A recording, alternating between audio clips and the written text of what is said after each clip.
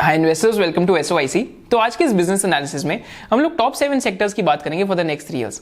And इस business analysis में we'll be also talking about those industries जहां पे हमें लगता है कि कुछ इंटरेस्टिंग हो सकता है from a perspective of 3 years.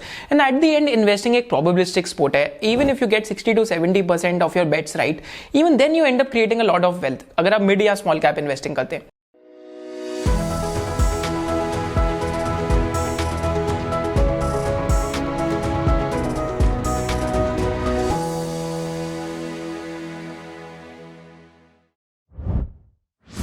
तो पहले सेक्टर जिसकी मैं बात करूंगा that is the hospital sector. अगर हम इंडिया में हेल्थ केयर डिलीवरी मार्केट को देखते हैं, माने जो हेल्थ केयर की जो डिलीवरी कैसे होती है, तो यहाँ पे एक चीज बहुत इंटरेस्टिंग देखने को मिलती है कि यहाँ पे growth rate almost 15 to 17% CAGR का है। Whereas अगर Indian health care delivery market में हम हॉस्पिटल्स की बात करें, यहाँ पे as a percentage of market ये 61% के आसपास है।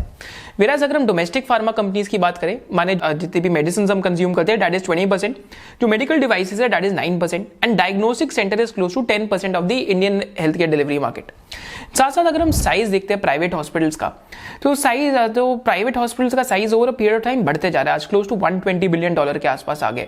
एंड यहाँ पे एक और बहुत इंटरेस्टिंग चीज लगी मेरे को ये सेक्टर पढ़ते हैं कि आज भी अगर हम सारे हॉस्पिटल बेड्स को देखें, जो जितने भी लिस्टेड प्लेयर्स हैं, there only 1.7% of the entire hospital beds capacity in spite of such growth.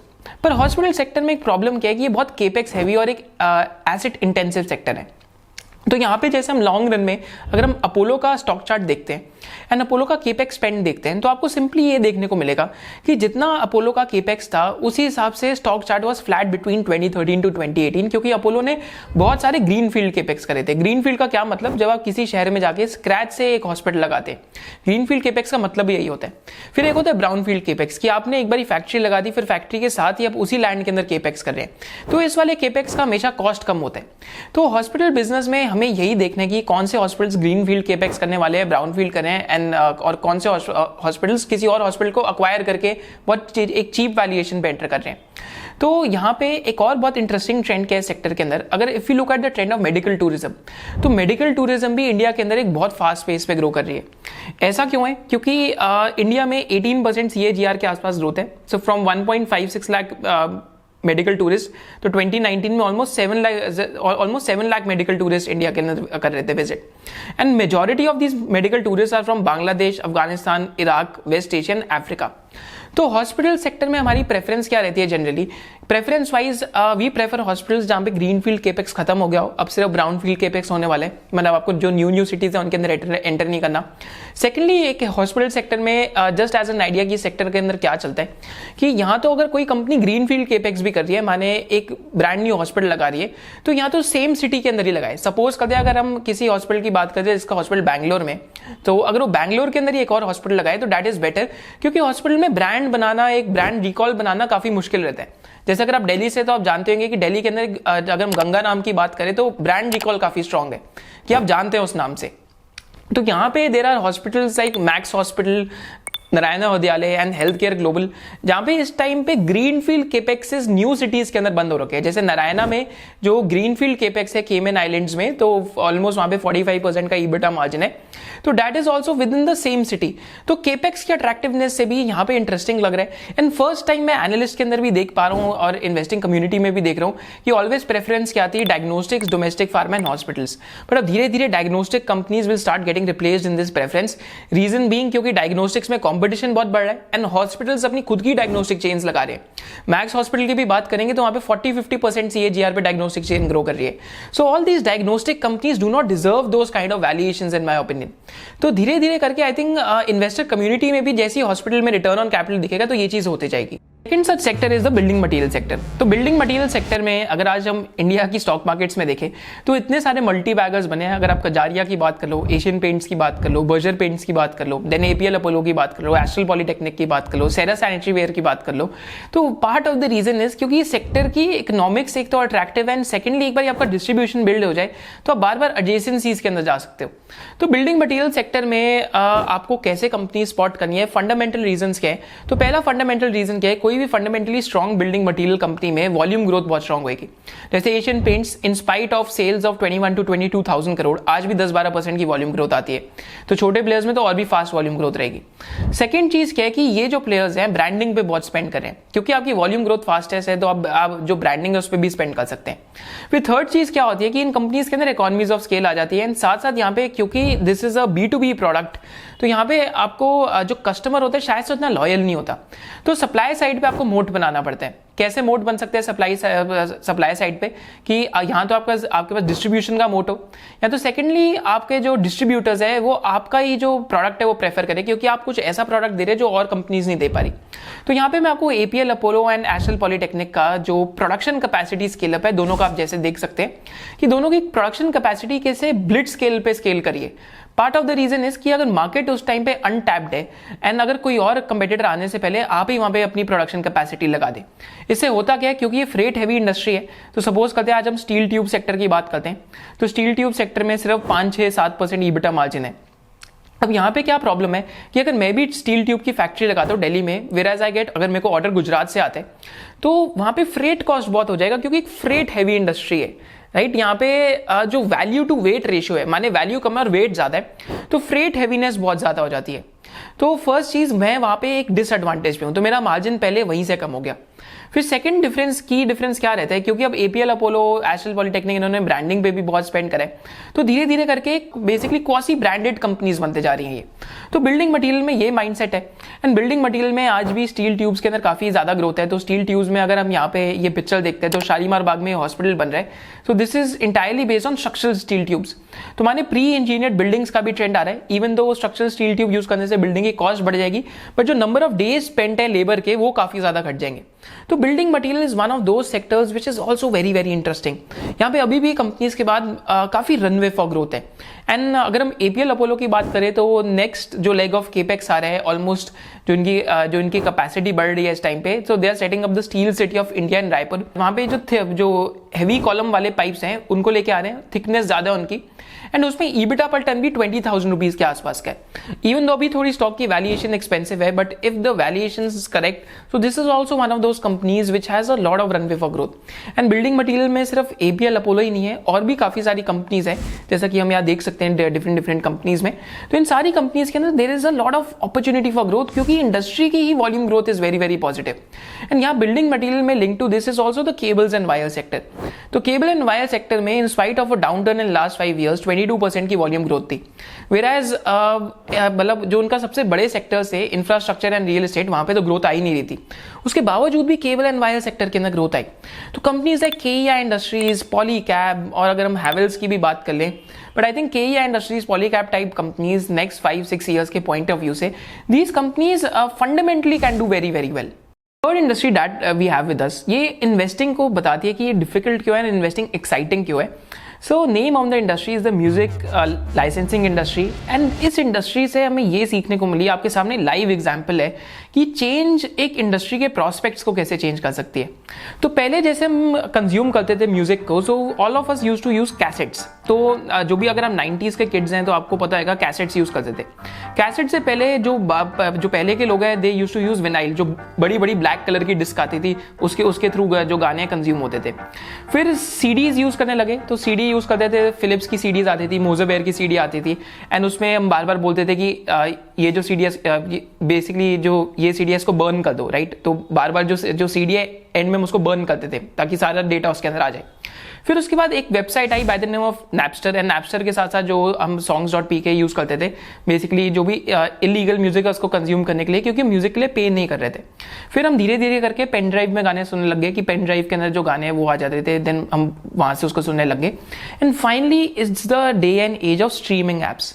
अब स्ट्रीमिंग एप्स क्यों पॉपुलर है as compared to all these other forms of music, is because you can stream any type of content at any point of time. Just imagine अगर आप 20 years पहले जाते हैं, and 20 years पहले आप जो कैसेट्स हैं उस पे गाने सुन रहे हैं, बट प्रॉब्लम क्या है कि कैसेट्स में एक लिमिटेड अमाउंट ऑफ सॉन्ग्स है, सिमिलरली CD में एक लिमिटेड अमाउंट ऑफ सॉन्ग्स है, एंड पेन ड्राइव में भी एक लिमिटेड अमाउंट ऑफ सॉन्ग्स है, एंड बार बार आपको उसको चेंज करके देखना पड़ रहा है। तो इस इनकन्वीनियंस को किल करने के लिए स्ट्रीमिंग एप्लीकेशंस आई, तो एप्स लाइक विंक म्यूजिक, गाना, Spotify, so these are streaming apps. And streaming apps के आने से क्या हुआ, बहुत बड़ी दो चेंजेस हुई। पहली बड़ी चेंज क्या है कि कंज्यूमर के पास एक प्रेफरेंस आई कि कंज्यूमर की चॉइस है, अब कंज्यूमर कैसे गाने सुनना चाहते हैं, राइट। अगर आज आपको कोई भी गाना सुनना है तब स्ट्रीमिंग ऐप पे आराम से सुन सकते हैं। सेकंड बड़ी चेंज क्या है कि म्यूजिक इंडस्ट्री के अंदर जो पायरेसी है वो खत्म होते गई, क्योंकि स्ट्रीमिंग ऐप के ऊपर आप जो पायरेटेड म्यूजिक है वो नहीं सुन सकते। तो स्ट्रीमिंग ऐप्स का यही एक जो स्ट्रीमिंग ऐप्स की लाइसेंसिंग डील होती है कैटलॉग के साथ। तो एग्जांपल देता हूं आपको, अगर हम सारेगामा की बात करें तो they have a catalogue of 1,30,000 songs. तो किसी भी स्ट्रीमिंग ऐप्स को अगर उस कैटलॉग का एक्सेस चाहिए, सो दे have to pay a certain फी, या फिर दे have to pay a certain minimum guarantee to Saregama. So this is what change the industry. And अगर हम म्यूजिक इंडस्ट्री को ऑल ओवर द वर्ल्ड देखते हैं तो आज भी अगर म्यूजिक इंडस्ट्री की बात करें तो 2001 के लेवल तक अभी भी रिकवर नहीं करी, पायरेसी इतनी ज्यादा रैम्पेंट थी। और स्ट्रीमिंग इंडस्ट्री की अगर आप ग्रोथ देखते हैं तो 64%, 39%, 40%, 23% के आसपास चल रही है। वेराज अगर हम इंडिया के अंदर म्यूजिक इंडस्ट्री की ग्रोथ देखते हैं तो ऑलमोस्ट 15 to 17% के आसपास पर एनम चल रही है ग्रोथ। एंड यहाँ पे जब हम वैल्यू चेन एनालाइज करते हैं तो वैल्यू चेन में जो मोस्ट प्रॉफिटेबल प्लेयर्स हैं इस टाइम पे जो म्यूजिक कैटलॉग के ओनर्स हैं, they are the most profitable companies like Saregama, Tips, UMG, Warner Music Group. These are the most profitable.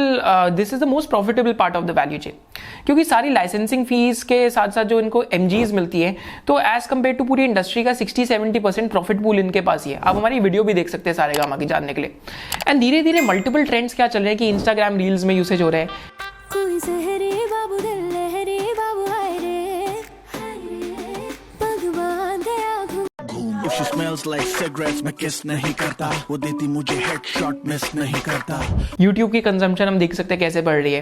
Recently only Saregama का जो तेलुगु चैनल है उसके ऊपर एक सॉन्ग लॉन्च हुआ था and with in 1 day it had more than 20 million views, right. क्योंकि internet का जो पेनिट्रेशन है इंडिया के अंदर बढ़ते जा रहे हैं। So this is one of those industries which is actually for the future. यहाँ पे रिस्क क्या हो सकते हैं कि if some of the streaming apps go under, माने अगर कोई streaming applications like Amazon music है ये सारी बैंकरप्ट हो जाएं तो that could be a problem कि आपको नियर टर्म हिट हो सकती है। बट मैंने इस रिस्क को काउंटर करने के लिए जाके जो बाहर की स्ट्रीमिंग एप्स है उनको भी पढ़ा, तो बाहर भी पता लगता है कि एक तो एप्पल म्यूजिक है, Amazon म्यूजिक है एंड साथ साथ जो थर्ड फाइनल प्लेयर है दैट इज Spotify। बाहर भी मेन 3 ही प्लेयर्स हैं, but in spite of only 3 players, in players के पास बार्गेनिंग पावर कभी नहीं आ पाई। सो सिमिलरली इंडिया के अंदर भी ये एक ट्रेंड दिख सकता है। एंड यहाँ पे रिसेंटली जो डिफरेंट जो स्ट्रीमिंग ऐप्स के MDs हैं उन्होंने ये भी बोला है कि म्यूजिक हमेशा फ्री नहीं रह सकता, धीरे धीरे करके हम आपके जो सब्सक्रिप्शन है उसको बढ़ाते जाएंगे, क्योंकि पूरे टाइम ऐड पे नहीं चला सकते because it is loss making. तो अगर पेड सब्सक्रिप्शंस अगर आज इंडिया की पब्लिक के अंदर ये आ जाता है कि हम पे कर सकते हैं म्यूजिक के लिए, अगर मंथली सब्सक्रिप्शन स्टार्ट हो जाते हैं जैसे नेटफ्लिक्स के लिए हो हैं, एंड साथ साथ अगर बंडलिंग भी स्टार्ट हो जाती है। हॉटस्टार ने नेटफ्लिक्स को इंडिया में पीछे क्यों छोड़ा, क्योंकि इट इज बंडल्स के साथ आता है। अगर आप एयरटेल का रिचार्ज कराते हैं, जियो का रिचार्ज कराते हैं तो बंडल के साथ आता है। अगर म्यूजिक स्ट्रीमिंग एप्लीकेशंस की भी बंडलिंग स्टार्ट हो जाए तो जो music licensing companies like Saregama, Tips, इनका revenue will go off the roof, क्योंकि इनकी फिर जो परसेंटेज शेयरिंग होगी या जो डील की शेयरिंग होगी that will be on the basis of paid subscribers. So this is also one of those industries that is set for the future. SOIC, we truly believe that investing is a journey and not a destination. So as a part of SOIC membership, we keep conducting multiple webinars, and webinars के साथ साथ we also do a lot of doubt solving sessions.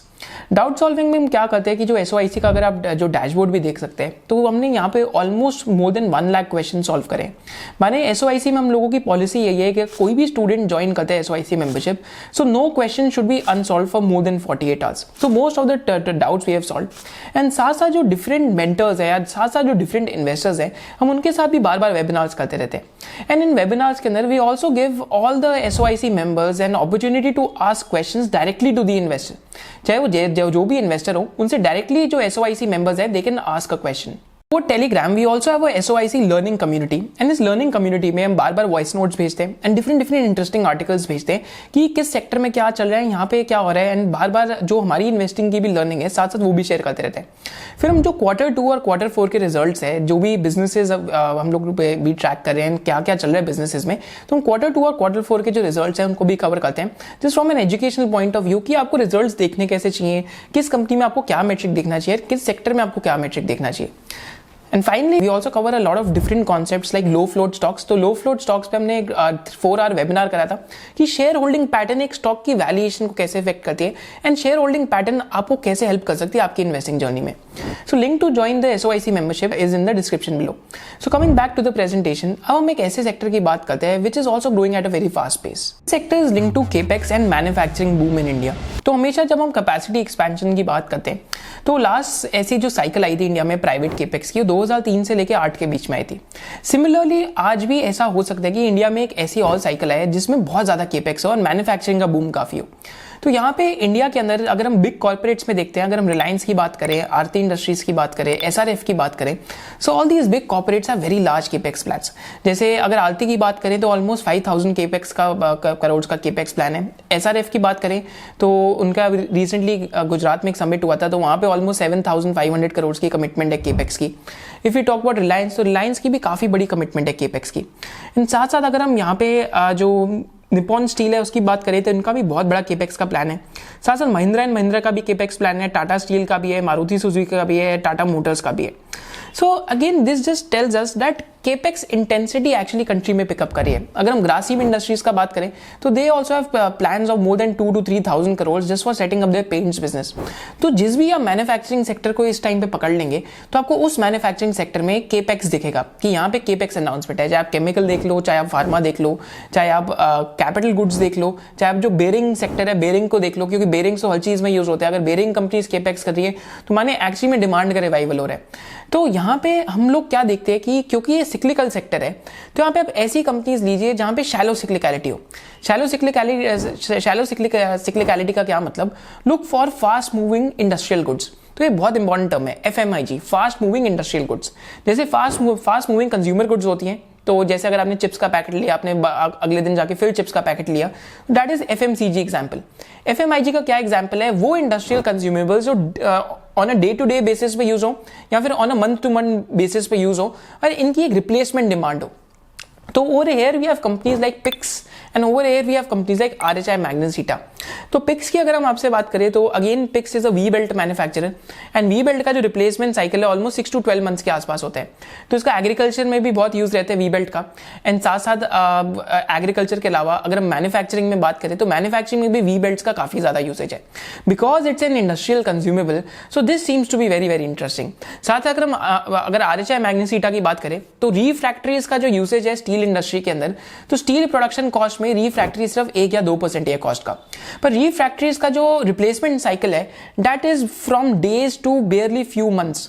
तो इस sector में एक exciting क्या रहता है कि क्योंकि बार बार रिप्लेसमेंट साइकिल है तो अगर इंडिया की स्टील प्रोडक्शन बढ़ती है एंड साथ साथ RHI मैग्नेसिटा का क्या प्लान है कि they will set up a low cost export hub in India. तो यहाँ पे एक तो ग्रोथ आपके 2-3 तरीकों से आ सकती है। एक तो अगर आप कोई एक्विजिशन कर रहे हैं उससे आ सकती है, सेकेंडली अगर आप इंडिया से एक्सपोर्ट करते हैं ऑल ओवर द वर्ल्ड वहां से आ सकती है, एंड फाइनली अगर स्टील प्रोडक्शन इंडिया में बढ़ती है तो वहां से भी ग्रोथ आ सकती है बिकॉज RHI ऑलरेडी वर्ल्ड के अंदर मार्केट लीडर है रिफ्रैक्टरीज में। तो फास्ट मूविंग इंडस्ट्रियल गुड्स काफी सारी कंपनीज लिस्टेड है इस सेक्टर के अंदर, but this sector is poised to do well अगर इंडिया के अंदर manufacturing also does well. So with this we'll come to the next sector is the QSR sector, माने जो क्विक सर्विस रेस्टोरेंट्स हैं। तो आज इंडिया में क्या हो रहा है कि जो QSR की अगर हम ग्रोथ की बात करते हैं, अगर हम पिज्जा एंड बर्गर्स की बात करें तो पिज्जा एंड बर्गर्स का as a category almost 22% CAGR का ग्रोथ चल रहा है। एंड इस सेगमेंट के अंदर there are a lot of new players who have also listed, माने जो KFC एंड पिज्जा हट के जो फ्रेंचाइजी ओनर्स हैं they have also recently listed. And यहाँ पे डोमिनोज का जो फ्रेंचाइजी ओनर है जुबिलेंट फूडवर्क्स तो ऑलरेडी यहाँ पे लिस्टेड है। तो अगर बारबेक्यू नेशन की भी बात करें so that is a concept for basically restaurants based on buffet, तो वहां पे भी जो यूनिट इकोनॉमिक्स है कुछ स्टोर्स में उनकी काफी अच्छी है। तो this sector is also poised to do well क्योंकि इंडिया के अंदर कंजम्पशन हैबिट्स धीरे धीरे चेंज हो गई है। एक तो जो take away and food delivery का काफी कॉन्सेप्ट बढ़ा, बट दीज कंपनीज को फूड डिलीवरी से ग्रोथ तो बहुत आई, बट अब ये सारी कंपनीज एक ओमनी चैनल स्ट्रेटेजी फॉलो कर रही है, माने mixture of offline and online. तो ऑफलाइन में क्या है कि अभी तक डाइन इन की रिकवरी नहीं हुई, अगर डाइन इन की भी रिकवरी होती है तो यहाँ पे प्री कोविड की यहाँ पे जो रिकवरी है डाइन इन की वो भी आ सकती है। एंड सेकेंडली यहाँ पे कंजम्पशन हैबिट्स चेंज हो गई है कि शायद से जो हम फूड डिलीवरी पहले हफ्ते के अंदर एक बार ही कराते थे, आजकल अगर मैं अपनी बात करूं तो ऑलमोस्ट ट्वाइस या थ्राइस हो जाती है। अगर हम नॉर्मली भी किसी पर्सन को ऑब्जर्व करो तो एटलीस्ट ट्वाइस या थ्राइस तो फूड डिलीवरी तो हो रही है इस टाइम पे। So all these brands are benefiting out of it. And food delivery में एक और भी क्या कॉन्सेप्ट है, अगर हम मॉम एंड पॉप रेस्टोरेंट्स की बात करें तो ट्रस्ट एंड रेपुटेशन बिल्ड करना is a task which takes over years basically in this industry, कि रेस्टोरेंट इंडस्ट्री में आपको बहुत साल चाहिए एक ट्रस्ट और रेपुटेशन बिल्ड करने के लिए। तो QSR चेन्स का ब्रांड ऑलरेडी बन रखा है। So this is also one of the sectors which is poised to do well. And next Sunday को जो हमारी वीडियो है वो जो QSR सेक्टर है इसके एनालिसिस पे ही है, एंड इसमें हम जो वैल्यूएशन है वो भी एनालाइज करेंगे। इसके बाद जैसे हम सेक्टर की बात करने वाले हैं, सेक्टर की हमने बार बात कर रखी है, तो this sector is the CDMO and the chemical sector. And CDMO और केमिकल सेक्टर में केमिकल सेक्टर की बात करूं तो इंडिया से जो एक्सपोर्ट है ऑलमोस्ट 13% CAGR पे ग्रो कर रहा है, चाइना से 6 to 7% पे ग्रो कर रहा है। तो इंडिया के लिए मार्केट शेयर ग्रैब करने की अपॉर्चुनिटी है। So over here as well we have had companies like Lakshmi Organics, Deepak Nitrite, Naveen Fluorine। तो यहाँ पे वैल्यूएशन आज थोड़ी सी एक्सपेंसिव है तो आपको वैल्यूएशन बॉटम्स अब देखनी पड़ेगी, but as a sector top down this sector is poised to do well. And साथ साथ अगर यहाँ पे हम जो सेकंड CDMO कंपनीज की बात करते हैं तो CDMO थोड़ा फार्मा की साइड आ जाता है, कि जो भी पेटेंटेड कॉन्ट्रैक्ट मैन्युफैक्चरिंग करते हैं उनकी हम बात कर रहे हैं। तो यहाँ पे this is also very long trend, but इस ट्रेंड के अंदर आपको एक चीज का ध्यान रखना पड़ेगा कि यहाँ पे डिफरेंट सब सेगमेंट्स हैं।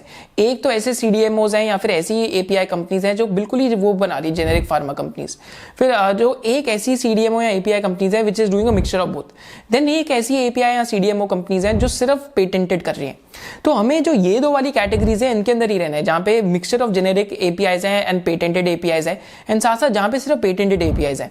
सो companies like Syngene, companies like Piramal pharma अभी डीमर्जर के बाद, एंड कंपनीज लाइक डीवीज और companies like Suven, these are some of the companies जो सिर्फ पेटेंटेड के अंदर कर रही हैं, तो इनके मार्जिन कभी हिट नहीं होंगे। वेयरएज बाकी कंपनीज के ना एक प्रॉब्लम रह सकती है मार्जिन इरोजन की, कि यहाँ पे जो मार्जिन है उनके ऊपर कभी ना कभी इंपैक्ट आ सकता है। So this is also the sector which is poised to do well. यहाँ पे सिमिलरली अगर हम लॉरस की बात करें तो लॉरस का CDMO will be the fastest growing CDMO in the country. Next 2-3 years में भी इनके CDMO में 35-40-45% ग्रोथ आ सकती है। तो लास्ट 2-3 ईयर्स में भी बहुत ज्यादा अबनॉर्मल ग्रोथ थी। तो लॉरस का भी जो CDMO बिजनेस है that can do extremely well, but हमें यही चीज देखनी है कि मार्जिन जिन कंपनी के हिट नहीं हो रहे इस टाइम पे, those companies are actually anti fragile.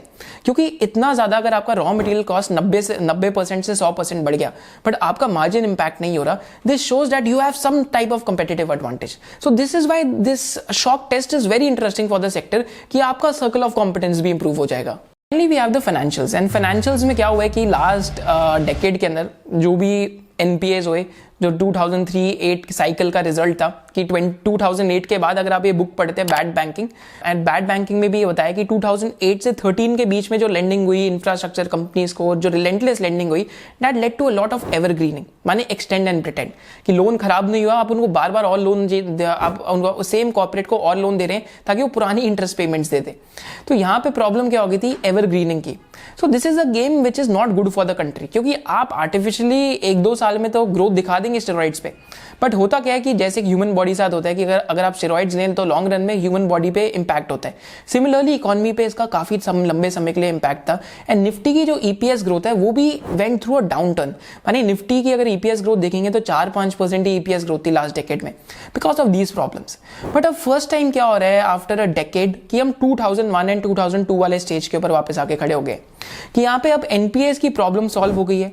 हमने जो बेसिकली जो NCLT का जो यहाँ पे फर्स्ट टाइम इंडिया के अंदर जितने भी NPAs हैं, कंपनीज लोन नहीं दे रही, आप उनको फोर्सफुली लिक्विडेट करके सेल ऑफ कर सकते हैं।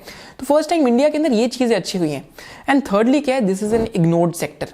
माने जब भी सेक्टर इग्नोर्ड होता है, जैसे अल्काइल अमाइंस, बालाजी अमाइंस की बात करें, तो जब हम 2019 में इन कंपनीज को पढ़ रहे थे, या फिर जब हमने अल्काइल अमाइंस 2019-2020 के आसपास लिया था, सब बोलते थे बल्क कमोडिटी है, बल्क केमिकल है, ये क्या है। एंड आज सिमिलरली सब लोग बोल रहे हैं कि ये सेक्युलर ग्रोथ स्टोरीज हैं, मार्जिन बहुत ज्यादा सेक्युलर है, शायद से जो ट्रू भी नहीं है, बट सिमिलरली ऐसा ही होता है जब सेक्टर बहुत ज्यादा आउट ऑफ फैक्टर हो जाता है या फिर सेक्टर इग्नोर्ड हो जाता है, तो वहां पे स्टार्टिंग वैल्यूएशन चीप हो जाती है।